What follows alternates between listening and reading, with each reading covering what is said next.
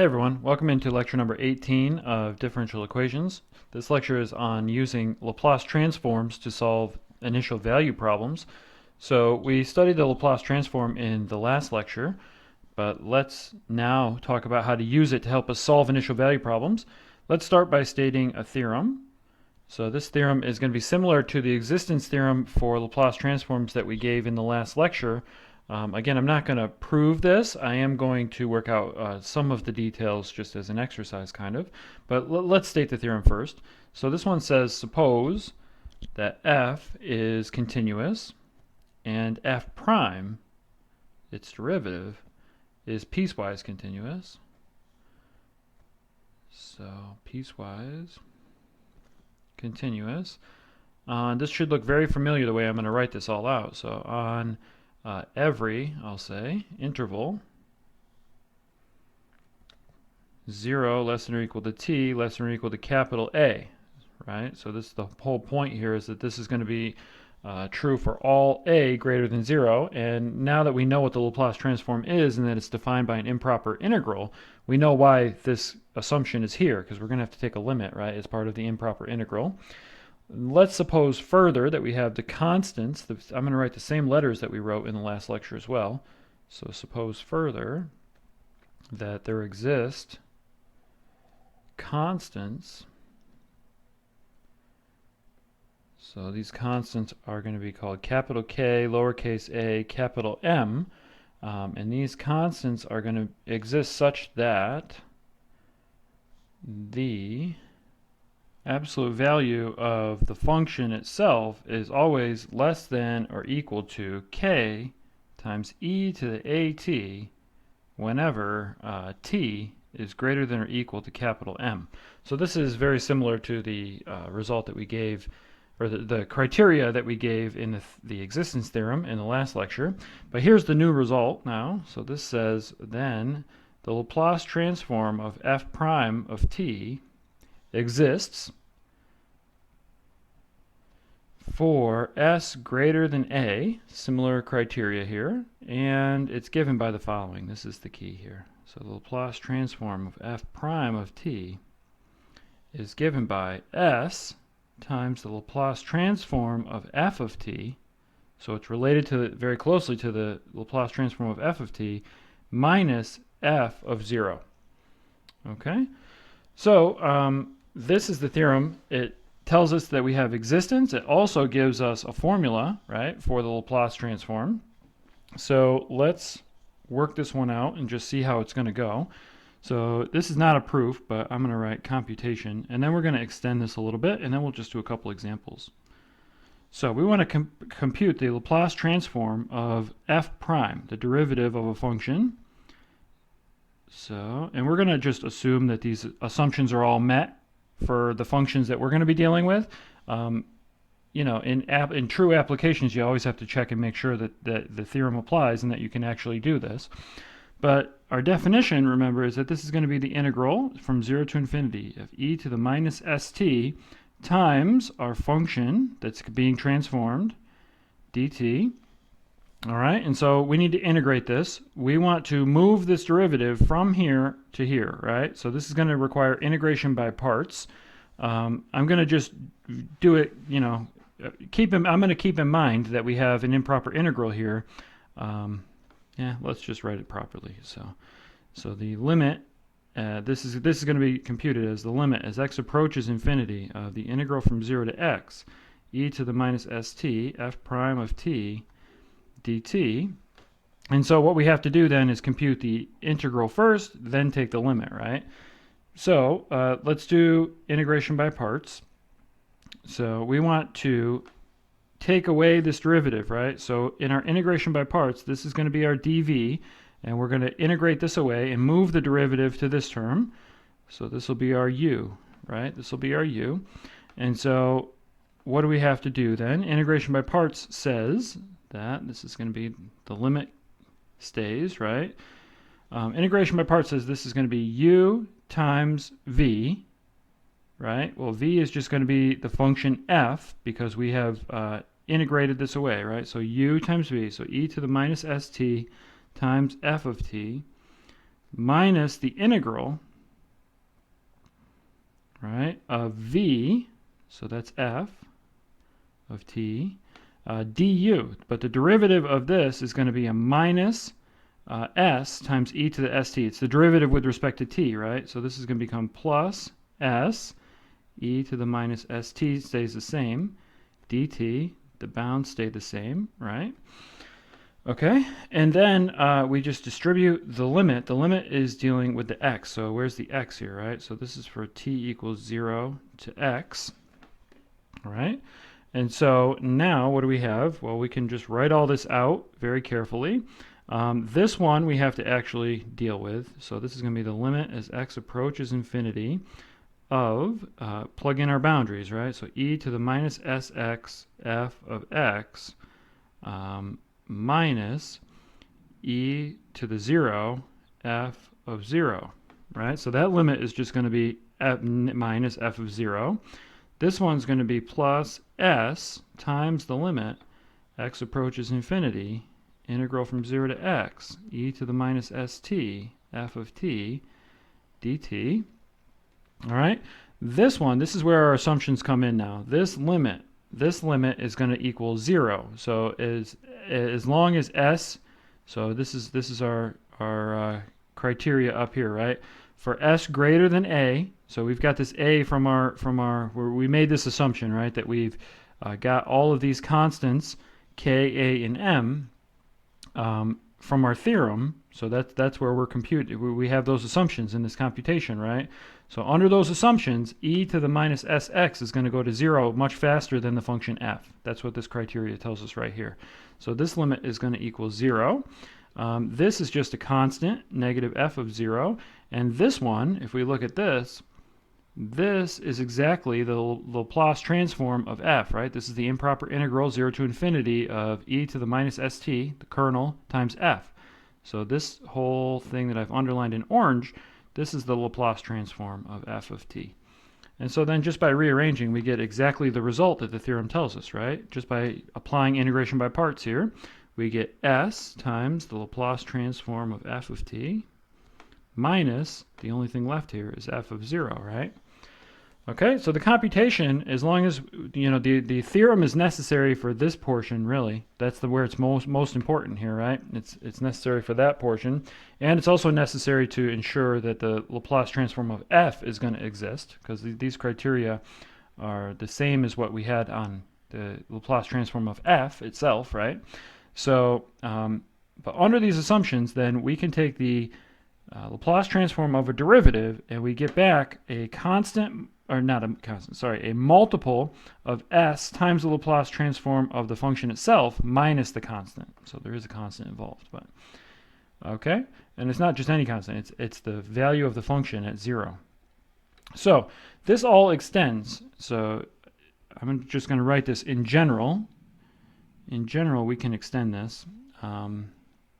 So I'll write this as follows. So under similar assumptions, the assumptions now are going to be that the k, a, and m all exist, but that the bounds are not only on the function, but they're on the derivatives of the function up to one less than the derivative that we're concerned with. All right. So, but you can look this up in our text, but the criteria, this criteria right here, the bounding of the absolute value of the function, that's the criteria that needs to be extended to the derivatives as well as the function itself. And we'll see why here when I write this down. But what we're going to find is that the Laplace transform can be taken of any derivative of our function, provided all the lower order derivatives. So let's say this is order 8 derivative, then all the function and its first 7 derivatives would have to obey this inequality. So they'd have to be bounded like this. All right, and so as long as that's true, then the Laplace transform of the 8th derivative in my example here, but of the nth derivative would exist, and it's given by a very similar formula, but s to the power n times the Laplace transform of f itself, right, minus, and then powers of s times all the previous stuff. So s to the n minus 1 times f of 0 minus s to the n minus 2, f prime at 0, so all the derivatives are going to be involved here, minus, and then this continues, s times f, the n minus 2 derivative at 0, and then minus the n minus first derivative at 0. Okay, so it's a linear combination of powers of s here. So you get a power, it's a polynomial actually, right? Polynomial in s, where all of these are just going to be constants times s, and this one's the Laplace transform itself. Okay, so this is going to be extremely important for us. This is what we're going to use in our computations here.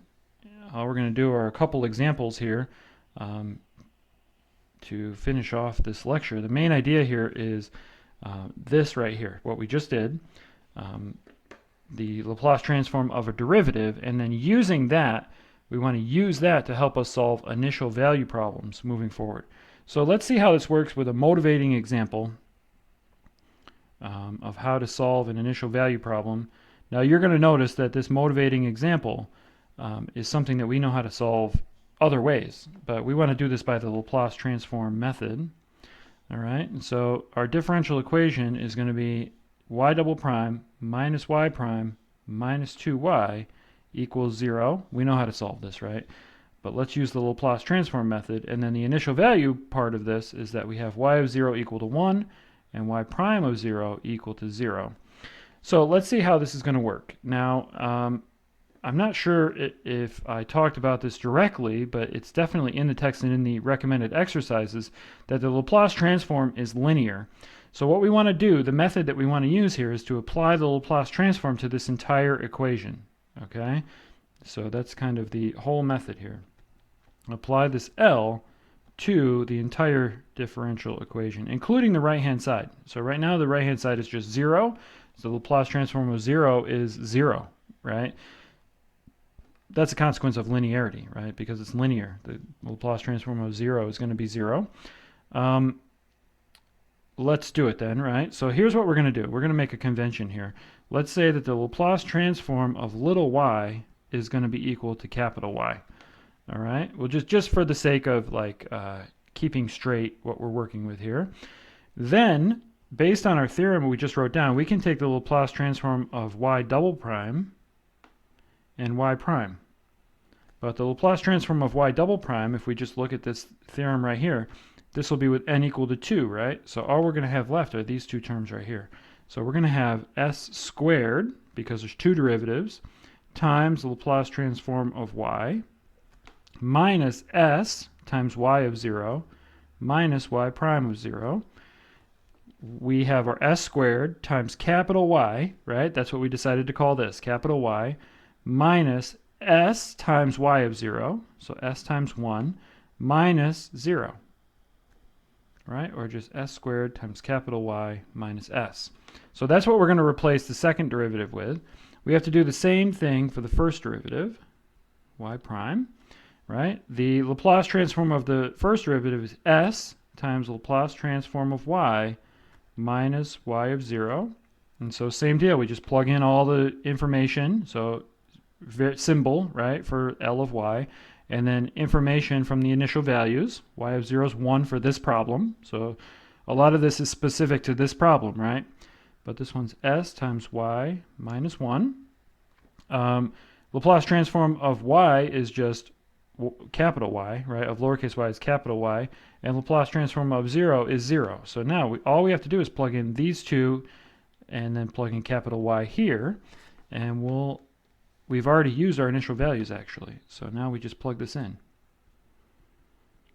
So plugging in, we obtain the following. So I'll write this as follows: y double prime minus y minus 2y equals 0 becomes, and again, this is, here, I'll write it actually, all of it together, just this once. I'm not going to write this every time, but it's actually, the entire initial value problem is going to lead us to one equation, because those initial values are encoded in our transforms, right? The initial values are encoded in our transforms. So this becomes s squared capital Y minus s minus, we have to make sure that we follow the algebra here, right? But minus s times y minus 1, and then minus 2 times capital Y equals 0. If there was a function over here, we'd have to take its Laplace transform, and that would be what's on the right-hand side, right? Okay, so now we have this equation for capital Y in terms of these powers of S. What we've done, though, is we've transformed. It's called a transform, right? We've transformed our differential equation with initial values, but our differential equation into an algebraic equation. So we've turned our derivatives into multiplication by S. Okay, so now when we work this out, we can factor out all the terms that have y's and then everything else. So we can write this, we'll do a couple of steps here. I'm going to write this down here a little more organized. So now we want to solve this for capital Y. That's our goal, right? So I'm going to factor out all the terms that have a capital Y. So it's going to be s squared minus s minus 2. Now, let's come back to this in a minute, but look at this.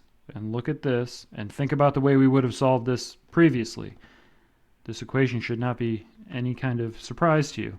So then this one's going to be minus s plus 1 equals 0, right? So this is our equation, and then we can solve for y. But now, as you look at this, this is just the characteristic polynomial from our previous method, right? For solving second order linear homogeneous differential equation with constant coefficients, right? By the characteristic polynomial method. That is the characteristic polynomial. It's just in terms of s instead of r. All right, but now to get the answer, we have to do different stuff. So now it's different, right? We're going to move this over, divide through by this term, and we'll get then that y is equal to s minus 1 divided by s squared minus s minus 2. And so this is, remember, the Laplace transform of our unknown function that we really want to find. We want to find the function lowercase y. We have solved for capital Y, right? So we need to, in some way, undo the Laplace transform. Now, the Laplace transform itself, taking our function little y to capital Y, I don't have the form, well, right here, right? This is the Laplace transform. So from this formula, there's a very nice calculus formula for computing the Laplace transform of any function. So given any function, you plug it into this improper integral, whatever comes out, that's the Laplace transform of the input function, right? The problem here, maybe it's not a problem, but the difference in going backwards is that there is not a nice formula. So there's not a formula to reverse or to invert the Laplace transform. So if we want to do an inverse Laplace transform, what we have to do is try to recognize this formula right here as the Laplace transform of some function that we've already transformed, that we know it's the Laplace transform of, right? And so what we can do is basically do partial fraction decomposition on this to try to write this as a sum of two fractions that look more like the Laplace transforms that we studied in the last lecture and in your recommended exercises after the previous lecture. So this one, we'll just quickly review partial fraction decomposition. This new denominator can be factored, right, to s minus 2 times s plus 1. S minus 2, s plus 1. And so then this can be written as some constant over s minus 2 plus some other constant over s plus 1. And the question is, what are the constants, right? So those need to be determined. But before we do so, let's remember, let's see, why is this helpful, right? Why is this helpful? Well, we computed in the previous lecture that the Laplace transform of e to the kt, I'll use k because we have, well, it's a lower, we used a capital K earlier, right? But lowercase k, here, I'll just use A. A is what we've been using in all of our Laplace transforms, right? So the Laplace transform of e to the at is equal to 1 over s minus a, right? This is one of the calculations that we did. So now when you observe this, right, then we can see if we want to go in reverse, we have something like this, and we have linearity, right? So the inverse Laplace transform, which we can just write like this, of a over s minus 2 is going to be a times what? Just following this, it's going to be a times e to the 2t, right? And then similarly for this one, the inverse Laplace transform of b over s plus 1. By linearity, this is going to be b times e to the negative t, minus 1 times t. The a is a negative 1 for this, right? So just from seeing that, now we know that our solution, lowercase y of t, should be some constant a times e to the 2t plus some constant b times e to the minus t. And the question becomes, what are the constants, right? Well, at this point, since we've got it to this point, we could go back and plug in our initial values. But we've already used our initial values, right? We've already used them to get this equation from our Laplace transform. And so the other way to do it is to just do the partial fraction decomposition. So by doing the partial fraction decomposition here and solving for a and b, we can determine those unknown constants in our solution. So I've done this in a roundabout way, but just because I want to point out exactly how this method is working, right? It's very similar in some ways, the different steps that we've done, very similar to the methods that we've already learned, right? For constant coefficient, homogeneous, second order linear differential equations, right? But actually, we're not going to have to solve for these using the initial values again because we already used them. So, all right, I'll stop talking. How do we do it? Well, I'm going to draw a little barrier here. You multiply. I hope you remember partial fraction decomposition. If you don't, then please go back and review it. It's in your Calc 2 curriculum for sure. Actually, you probably should have learned it in an algebra course, but if you didn't, then Calc 2 for sure. You studied partial fraction decomposition. And the whole idea here is that you just multiply through and you get this equation. The s minus 1 has to equal, you multiply through by the denominator, right? Common denominator. S minus 1 has to equal a times s plus 1 plus b times s minus 2, and this needs to be true for all s. And so then what you do is just pick convenient values of s. So your convenient values are going to be negative 1. So when s is negative 1, this side is negative 2.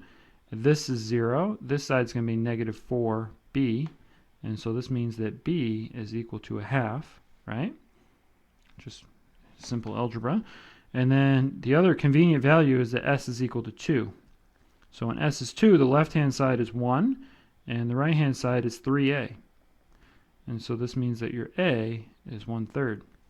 And so once we know those, then we just plug in here. And we have our solution, our particular solution to our initial value problem. 1/3 e to the 2t plus 1/2 e to the minus t. So the way that I've done this, I've gotten the general solution, actually, right? But then probably in practice what you would do is just solve for these before you even before you even did the transform. But the way I did it, I got the general solution, but then just by partial fractions to solve for those coefficients, those constants, I got the particular solution of the initial value problem that way, right? Okay, so let's do a couple more problems, but before we do, I want to show you there is a table. So we just remembered this because this was one of them that we did in the last lecture, so that's how we did it on this example. But it might be hard to remember all of the Laplace transforms that you've ever computed, right? And so there is a table in our textbook. I have a PDF of it, but the page is wrong. In the version of the text that I'm using, which is the 11th edition, this table's on page 252. This is the exact same table from the exact same text, but a different edition. So it used to be on page 304 somehow. But anyway, I think it was in an appendix before. So we are in chapter 6, Laplace transform. We are looking at table 6.2.1. All of that is exactly the same. And so here's the table. This one in the first column gives you the function in terms of t. There are functions here we haven't studied yet. We will get to these as we continue our studies now.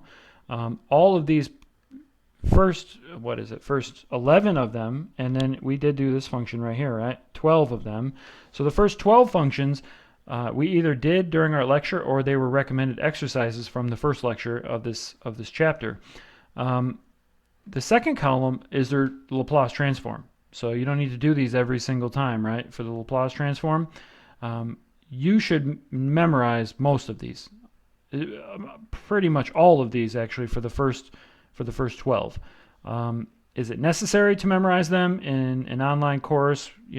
Probably not, but it will help you though to memorize them. You at least need to know where to look for them, and then very quickly remember once you see the answer, remember that that's the right answer, right? But this is the one that we just used, so it's line 2. And it tells you where it's from. So when you do the inverse transform, what are you going to do? Well, you're going to do the partial fraction decomposition like we just did, and then you're going to look in the second column for something that matches what you have. We had s minus 2 and s plus 1 in our denominators, right? So as you look through here, this is the best candidate. Remember, by linearity, we had different constants on top. They get factored out, and the rest of it then gets transformed to this, right? So whatever's in the first column. All right, so that's how these are going to work. So this table, maybe we'll refer to this, and I have 2 more examples that I'd like to do. So maybe we will refer to this table in the next couple of examples. But for now, just know that this table exists, and that you can use this to help you, and you should use this to help you compute the inverse transforms. And it even says right here, inverse transform. Okay, so let's do a couple more examples then. So for the next example, I want to do a problem where it's going to be an initial value problem again, but I want to do a problem where the right-hand side is not 0, so a non-homogeneous differential equation. It's still going to be linear, second order, constant coefficients. Mostly we are using this method. We're doing examples that are going to help us learn the method here. All right, and then later on we'll study problems where maybe the method is required as opposed to just, different. But here's an initial value problem. Y double prime minus 2y plus minus 2y prime plus 2y equals e to the minus t. Y of 0 equals 0, and y prime of 0 equals 1. We want to solve this by the Laplace transform method. So the first step, just like we did in the last example, is to take the Laplace transform of all of this, right? So I'll just write out a few things here. The Laplace transforms of the derivatives are always going to be the same, right? So this is going to be s squared y minus s times y of 0 minus y prime of 0. Laplace transform of y prime is going to be s times capital Y minus y of 0. Laplace transform of this y is just capital Y, right? But we can write it. Laplace transform of y is capital Y. And then the Laplace transform of e to the minus t is going to be 1 over s plus 1, s minus negative 1, right? And so we just plug all of this into our equation with these constants. So s of 0 equal to 0 is going to get rid of this and this, right? And then y prime equal to 1 is going to make this one be a 1 here. And so we plug all this in to get our equation, our algebraic equation. It's as easy as that, okay? We just plug this in, we get our algebraic equation, and then we go from there. So our equation is going to become exactly, just be careful of these constants, right? But it's going to be exactly what we expect here. So s squared capital Y minus 1 minus 2 times s times capital Y minus 0, so that's just s times capital Y, plus 2 times y, right, equals 1 over s plus 1. And then the same thing, we'll do the same thing that we did in the previous one, which is to solve for y and then, isolate y and move everything over. So solve for y in some sense. But this one's going to become s squared minus 2s plus 2 all times capital Y, right? And then this one's just a minus 1. That's what's left over here. Everything else has a capital Y, right? On this side we have 1 over s plus 1. And then we move this over. So we solve for capital Y, right? So capital Y is going to be 1 over s squared minus 2s plus 2. Added it over, right? And then plus 1 over s plus 1 times s squared minus 2s plus 2. So at this point, we can actually add these up and then make a single fraction and then do the partial fraction decomposition, but then we're just going to take it apart again, right? So, but that would get us a single numerator. So let's do it. It's easy to do, right? So we just add the common denominator is just s plus 1 times what is already here. So when we combine this into one fraction, we get s plus 1 plus 1. So s plus 2 all over s plus 1 times s squared minus 2s plus 2. All right? And so in our partial fraction decomposition, this is going to be some constant a over s plus 1. Plus, this is an irreducible quadratic, right? So this one's just going to be left as it is, but it's going to end up with a bs plus c in the numerator over this denominator. So s squared minus 2s plus 2. So we can find these constants now. So let's do it. So let's go in that order on this one. Because if some of these constants are 0, we don't have to worry about trying to find the inverse transform, right? That'll happen sometimes. So it's probably better to solve for these coefficients in the partial fraction decomposition at this point. So our equation for the partial fraction decomposition is going to be now s plus 2 equals a times this one, s squared minus 2s plus 2, plus this is going to be bs plus c times s plus 1. And then the only real convenient value is s equal to negative 1, right? And so when we use this, what do we get? We're going to get 1 equals, and then this is gone because we chose it so that it was convenient in that sense, right? When we plug in negative 1 here, we're going to have 1 plus 4, so 5. So this will be 5a. And so this tells us that a is equal to 1/5. All right. Once we know that, then we can plug in other quote-unquote convenient values to find b and c. Now, I'm going to show you a trick because in terms of convenient values, something is just going to zero out what we already have here. They're not real. So the roots of this equation are not real, but that's okay. We're going to have to factor this anyway. So let's look at this one. So s squared minus 2s plus 2, this is equal to s squared minus 2s plus 1, right? And so that's equal to s minus 1 quantity squared plus 1. And if we set this equal to 0, then what we get, I'll do it in 2 steps, but this is just completing the square, right? S squared is equal to minus 1. And so this then tells us that s is equal to 1 plus or minus I. These are the roots. These are the roots of this equation, right? This equation right here. So these are the values of s that make this equal to 0. So let's pick one. All right. So for our next convenient value, let's choose s equal to 1 plus I. All right. Look what's going to happen. This is a complex number. So let's just see what happens, right? We plug it in. On this side, we're going to get 1 plus I plus 2. So 3 plus I equals, we chose this so that this term is 0. We already know that a is 1/5. We don't even have to worry about this, right? Because this one is going to be just 0. So now all we have to plug into is this. So this is going to be b plus bi. So b plus bi plus c times, this one's going to be 2 plus I, right? 2 plus I. And so now what we do is we multiply out and then we just compare the real part and the imaginary part, and that's how we're going to solve for our b and our c. All right, we just have to multiply this all out on the right-hand side first. So I'm just going to do it the long way, but 2b plus 2bi plus 2c plus bi minus b, I squared is negative 1, plus ci, and then regroup, right? So let's put all the real stuff first. The real stuff is going to be 2b minus b. 2b minus b. So that's just b plus 2c. There's the real stuff. Plus the imaginary stuff is going to be 2b, 3b, right? 2b plus b, 2bi plus bi. So 3bi, so that's 3b. And then plus c. All right, and then we get a system of equations here that this has to equal this, and this has to equal 1, right? And so these are our two equations.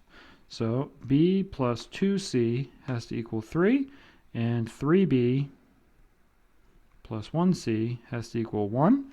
And now you can solve this many different ways, right? So one way is to subtract 2 of this equation from this one to isolate the b's, right?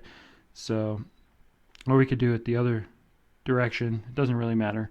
But if we do it either way, so if we do 2 times this equation minus this equation, that's going to give us 5b equals -1. So b is equal to -1/5. Right? And once you know that b is equal to -1/5, then c is equal to 1 plus 3/5. Right? So this is going to be 8/5. Okay. And so those are our constants. So now we can go back up here and we can rewrite this whole thing, right? Yeah, the 1/5 is good. So here's what we have. Our capital Y is, A is 1/5, right? So A is 1/5 S plus 1. 1 over S plus 1. So there's one term. We actually know exactly what that is because we've already worked with that a little bit. For this next one, I'm going to factor out the 1/5 because the B and the C both have a denominator of 5, right? So I'm going to factor that out, the 1/5, and then what's left? Well, the B is a -1. So this is going to be -S plus 8, right? Because it was BS plus C, all over that denominator. But I'm going to write the denominator in the completed square form. So we just worked this out. This is S minus 1 squared plus 1, which is 1 squared. Now, why am I writing it this way? Because now it's time to go back to our table. And so in the table now, we're going to look for terms that look like something over, right, S minus A squared plus, it's these two, right? So we're looking at 9 and 10 right now, numbers 9 and 10. These are the two equations that could be potential solutions. So in our answer, we have to do a little more rearranging, right? So notice that the one that has an S on top also has a minus A. The one that has a B does not, right? So we have to rearrange this a little bit more here, right? So what we have now, we're almost done. This is actually the most tedious part, but we're almost at the end. So that's going to give us an exponential. This is a 1/5. Be careful that your 5s and S's look different now, right? We actually have to factor out this minus sign. So I'm going to take out the minus sign. All right, and then what's left here, we need to have an S minus 1, right? So I'm going to write this. This is now going to be S minus 8 altogether, right? So I'm going to write this as S minus 1 minus 7 all over S minus 1 quantity squared plus 1 quantity squared, right? And then write out one more time, and then we'll be able to apply our table. So I'm just getting this in a form that matches what I see on the table, right? And so this one's going to be minus 1/5, and then we have this term. I'm distributing now. So this is S minus 1 quantity squared plus 1 squared. And then distributing again, I'm going to write this as plus 7 over 5. Because, again, on the one that has a constant on top, it's B. B is 1 for us, right? B is a 1 for us. So 7 over 5 times 1, which is what we want, over S minus 1 quantity squared plus 1 squared. All right, and so again, we compare the one that has the S minus 1 over S minus 1 squared. That one's going to be E to the AT cosine of BT. So E to the 1t cosine of 1t. They're both 1s in this scenario, right? But that's good. And then the other one is going to be sine. E to the t sine of t. All right, so now just by that's how you use this table. You just try to get your right-hand side of our equation the way I've written it, right? Try to get the transform side in terms of, or in a form that resembles the transforms in this table, and then you compare. You just compare. That's how you do an inverse transform. It might not be the greatest thing, but that's how we do it. Okay, so at this point we've got our equation written out here. We've got our y separated out in terms of our transform, right? And so now we can just very carefully write down the inverse transform. So our little y of t, this is our solution now, right? It's 1/5 times the inverse transform of this. So that's e to the minus t minus 1/5. This one is cosine, so e to the t cosine of t. The one with an s on top is cosine, right? So e to the t cosine of t. The coefficients here come from here. So it's e to the at, right? So e to the 1t, this is a 1, times cosine of bt, this is the b, so cosine of 1t. All right, and then the next one is 7/5 e to the t sine of t. Again, just matching up with the table. And there's our solution of this initial value problem. And that illustrates exactly the method that we're going to use to solve these. Okay, so I have one more, and then we'll call this lecture, but one more, and let's see how this one goes. So this is number 4, item number 4. This initial value problem is given by the following. I'm going to write it in a couple different ways here, but y double prime plus 4y equals, in this case, it's a piecewise function. So 1, 0 to t, so pi is between 0 and t. Whoops, this is supposed to be non-inclusive. So this is going to be a step function, and then 0 from as t is between pi and infinity. And it's 0 from 0, negative infinity to 0 as well, if you want. You can extend it as a 0 if you want. All right, and the initial values here are going to be y of 0 is equal to 1, and y prime of 0 is equal to 0.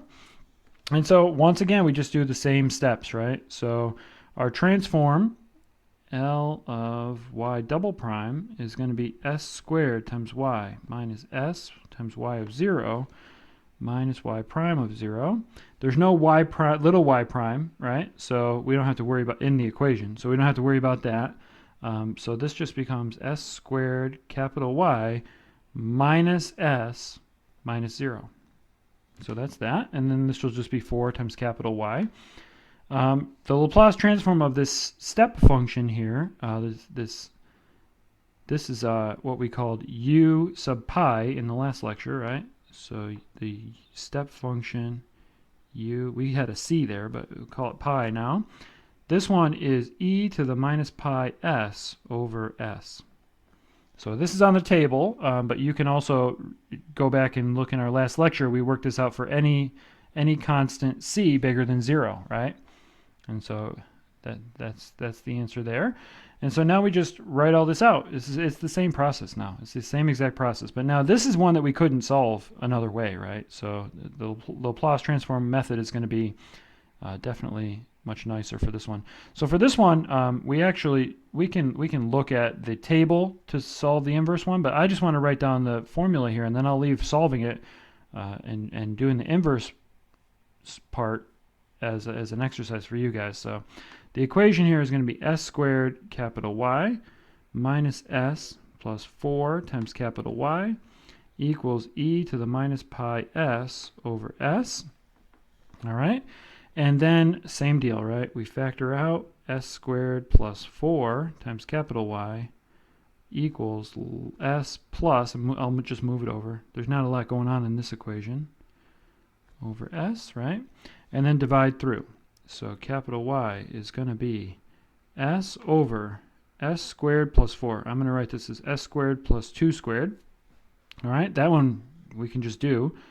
Plus, this one's got the e to the minus pi s times, this one's going to be 1 over s times s squared plus 4. All right, this one is ready to go. So this one's going to be a cosine, right? So it's e to the t, e to the 0t. So it's just cosine. This is just going to be cosine of 2t. So again, just by looking at the table, this one's going to be cosine of 2t. These ones, because of this e to the minus pi s, they're going to involve something that we haven't really discussed yet. But you can write down the answer from the table. But we can still compute the partial fraction decomposition of this one, and then just using the table, write down whatever it says the solution should be, but just be careful about this right here. There's going to be some shifting. We'll talk about this one later, but the main point for this at this point, right, in the lecture is that, or in our study in this course, is that I want you to be able to get to this point for sure by now, right, and then be able to do the partial fraction decomposition and look at the table and see what the inverse transform of this will be. So like I said, I'm going to leave that as a recommended exercise. The partial fraction decomposition of this should be pretty straightforward at this point. We've done a couple of examples to review. Distribute it out, make it look like it should in the table, and then go from there. It's obviously going to be something over s times either sines and cosines here, right? Something over s squared plus 2 squared. So you're going to have something over s, which is just going to be this, and then this term times sines and cosines. So there's going to be some shifting there. But yeah, we'll talk about the details of that and the theory of what we do with this e to the minus pi s in a future lecture. For now, take a moment, finish off the partial fraction decomposition on this one. Make sure you can do the inverse transform by the table, even with this in there. You can write down whatever the table says, right? And then we will pick this up in the next lecture. I'll talk to you guys then.